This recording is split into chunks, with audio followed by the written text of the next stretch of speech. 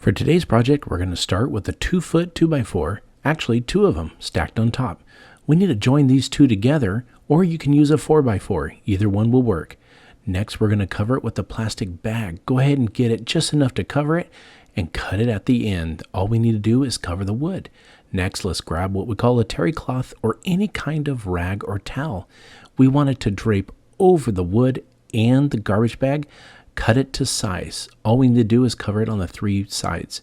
Now, we will need 3 or 4 of these, enough to go up and down the wood. It's time to mix some concrete, so let's pour in some water, and I always like to mix some kind of colorant with my concrete. This is going to be gray, but you need to mix it with the water first before you pour in the concrete. Get it all mixed up and then put in the concrete. Remember to pour in an outdoors location. It gets pretty dusty. Now we want to mix this up, and we're going to make this a little soupy because it needs to soak into the towels. I'm going to drop 3 of those in there that are cut to size and get them all covered up. We need to have everything soaked on these towels and make sure that it covers it so that when we drape it over the garbage bags, that it's soaking and it'll soak through and harden up. On the corners, we need to tuck those in. We don't want them just laying out. So do this one side first, and then you're going to head over to the other side and do the same thing. Tuck it over. It's already cut to size, and then tuck the ends in. Once you get the 2 sides, we're going to cover the middle. Now, you can drape more if you want, but I'm just going to do these 3, and then I'm going to take that leftover concrete, and I'm going to mix it in there. I'm going to smear it all over the top, bottom, and sides, just like that. That's going to give it extra strength. We're going to let that dry about 24 hours, and then we're going to flip it over. It dried really nice. Now, you're going to have some flaky stuff on the sides. Go ahead and just peel those off. You don't need those there. And then we're going to take out the wood that was on the inside. Once you pull it out, be very gentle, and then we're going to take out the garbage bag. This is going to be our base, and it's looking good. Now, I know I painted it and tinted it gray, but I want to take it outside, and I'm going to paint it black, and you'll see why in a little bit. Get it all covered, just some good black spray paint. You can go any color you want. You can go white or whatever that will match the outdoors. But I'm going to give this a color, and now I'm going to mix some sand inside. This sand acts not only as a base, but an insulator. We'll put that all inside there, and then we're going to take these little glass cups, or you can use little metal shot glasses. It's up to you. Put those in all the way up and down with some space. Then I'm going to take some white rock. That's going to go and fill in all the space around the cups, and it's going to give it a really nice decorative look. Then I'm going to take some alcohol, about 70% from the Dollar Tree, and I'm going to pour that in there. This actually lights up really easy. I'm going to light all of these cups. Real easy to do. Just go ahead and hold it in there, and it burns actually quite a bit. Once I get it lit, what an amazing outdoor decor for the outdoor table. I love it. Always be careful when you're working around fire, but it does turn out to be really nice. I hope this inspired you to build your own DIY concrete decor. Thank you for watching Home Talk, and we'll catch you next time. Project, I headed down to my local Dollar Tree. Going to grab some products right off the shelves. I'm going to start with these glass beads. These are perfect for what I want. I'm going to also head over and get some rubbing alcohol. Again, really cheap to buy. Next, I grabbed this bowl. Got it from Home Depot for only $11. It has a cork in the bottom, so you're going to want to make sure you plug it up. Next, I'm going to grab some sand. Start putting it in the bottom, and I'll explain in just a little bit.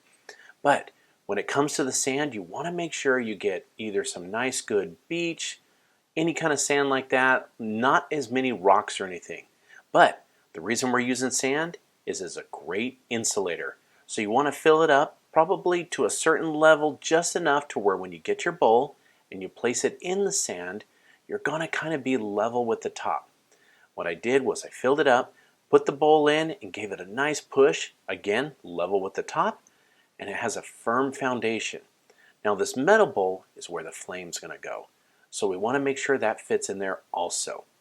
Once we get that in, let's go ahead and start putting some more sand in. That's going to give this bowl a little bit of a base so that it holds it in place. Just keep doing it. If you can do it outdoors, please, because sand is a little dusty. Once we get the sand in there, the next thing we're going to do is just level it out.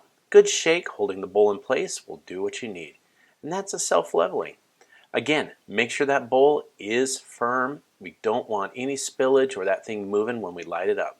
Reason is we don't want the flame to touch the bowl in case there's any little air bubbles in there. So go ahead and put the metal bowl in, and then remember those glass beads. Grab those and start placing them all the way around, right on top of the sand. Don't worry, they're not going to sink in there or anything. All you got to do is just keep putting them in there. Now there's also some of those glass gems and some rocks that you can get from the Dollar Tree. You can use those also. Let's go ahead and we're going to take it outside. Take that rubbing alcohol and pour a little bit in there. Guaranteed, trust me, don't pour it all in. Give it a little bit of a flame and it's going to light right up. You can make the flame smaller if you get a more narrow bowl. But if you need to put it out, you're just going to put a metal lid on top. That'll extinguish the fire. But this will last about 2 hours on a whole bottle. It's great for just relaxing nearby, and boy, the little puppies, they sure did love it. Always keep safe though when you have the dogs around. It's a wonderful afternoon with a little bit of a flame.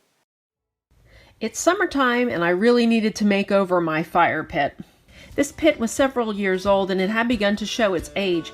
There were no holes, but there was a lot of rust and some dings and dents. I began by sanding off the rust using a heavy grit sanding sponge. These sponges are perfect because you can get in all the nooks and crannies all around the pit.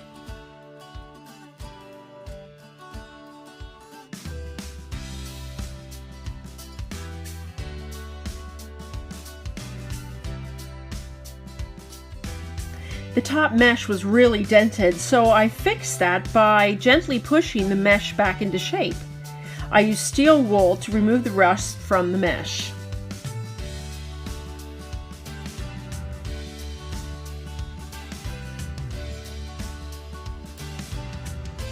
Once everything was sanded, I washed each piece with plain water. When the pieces were dry, I sprayed them with high heat spray paint. It's really important to use spray paint that says high heat on the can, otherwise your fire pit will catch on fire.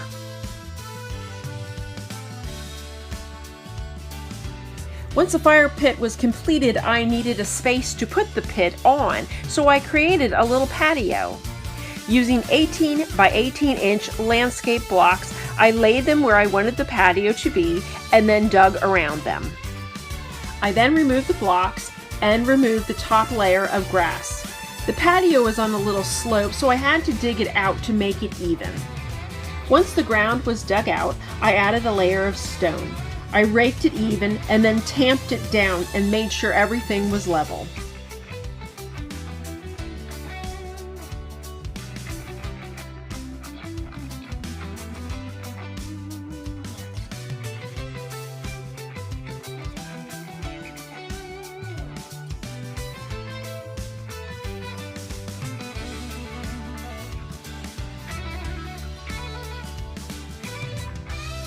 Once everything was level, I laid the blocks back on top. I continued to check for level after each block was laid, and I added stone under the block if necessary.